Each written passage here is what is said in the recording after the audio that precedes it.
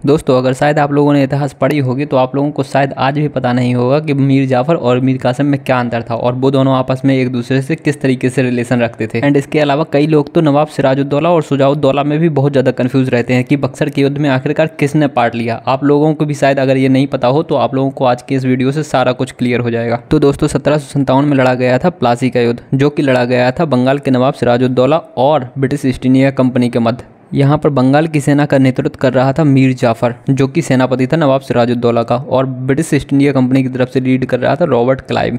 But British east India company ने पहले ही मीर जाफर के साथ में समझौता कर लिया था, जिसकी वजह से मीर जाफर ने अपना कोई जोर नहीं लगाया और इसकी वजह से बंगाल के नवाब हार गए। और इसके बाद ब्रिटिश ईस्ट इंडिया कंपनी ने बंगाल का नवाब बना दिया नवाब सिराजुद्दौला के सेनापति मीर जाफर को। बट मीर जाफर भी बहुत ज़्यादा अंग्रेजों के हिसाब से नहीं चल पा रहे थे, इसी वजह से अंग्रेजों ने उनको भी बाद में हटा दिया और उनके दामाद मीर कासिम को बना दिया बंगाल का नया नवाब। बट दोस्तों मीर कासिम भी अंग्रेजों के रवैये से बहुत ज़्यादा खुश नहीं थी, इसी वजह से 1764 में होता है बक्सर का युद्ध। और ये किन किन के बीच में लड़ा जाता है वो भी आप समझ लो। इसमें एक तरफ तो होती है ब्रिटिश ईस्ट इंडिया कंपनी, जिसको लीड कर रहे थे हेक्टर मुनरो, और दूसरी तरफ होती हैं तीन सेनाएं। एक तो थी मुगल एम्पायर शाह आलम द्वितीय की सेना, दूसरी होती है अवध के नवाब शुजाउद्दौला की सेना, यहाँ पर सिराजुद्दौला नहीं है शुजाउद्दौला की सेना, और तीसरी होती है बंगाल के नवाब मीर कासिम की सेना। बट दोस्तों इस समय तक अंग्रेज इतने ज़्यादा पावरफुल हो चुके थे कि अंग्रेजों ने इन तीनों की सम्मिलित सेनाओं को भी पराजित कर दिया।